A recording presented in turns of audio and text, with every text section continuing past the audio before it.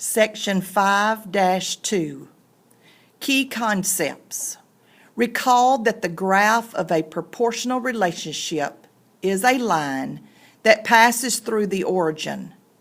An equation that models a proportional relationship can be written in the form of y equals mx.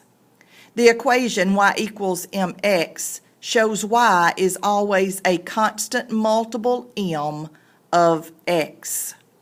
An equation in the form of y equals mx is an example of a linear equation. Linear equation. Notice the key word in linear is line. An equation is a linear equation if the graph of all of its solutions is a line. So when you hear the term linear equation, you are going to be talking about a line.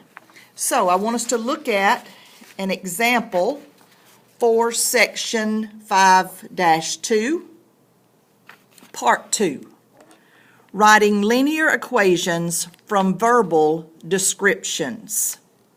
A restaurant is running a lunch special. All prices are 1/3 off. Write an equation that models the lunch price y based on the original price.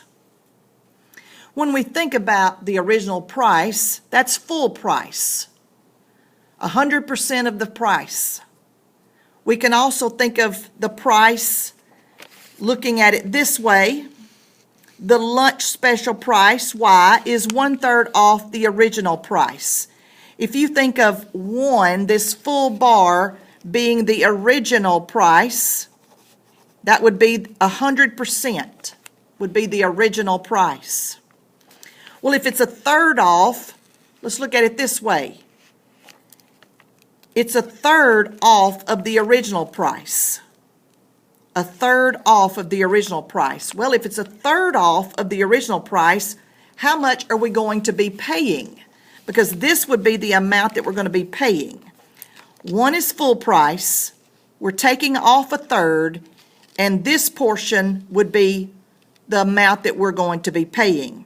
Therefore, to determine the amount that we're going to be paying, we will actually subtract.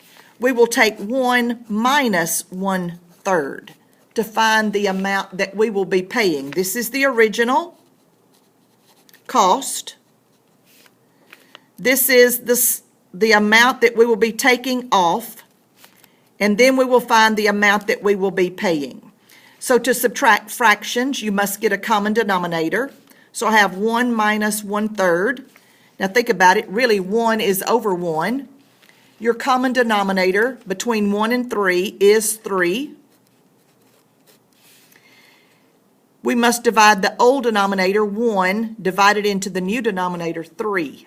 1 divides into 3 times. We take that 3 back up and say it times the numerator. 1 times 3 gives you 3.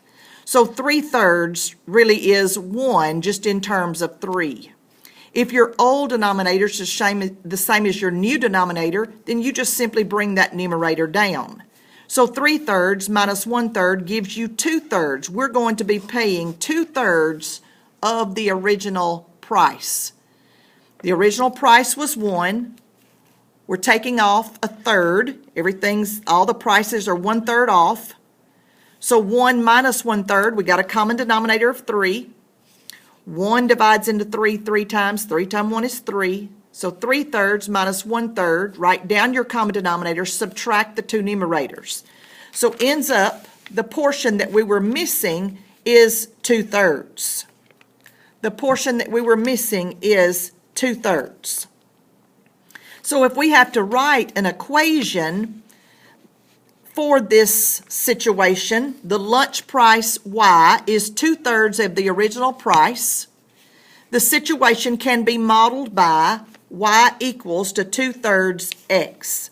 So when you have y equals to mx, y equals to, the part that we will be paying is 2/3.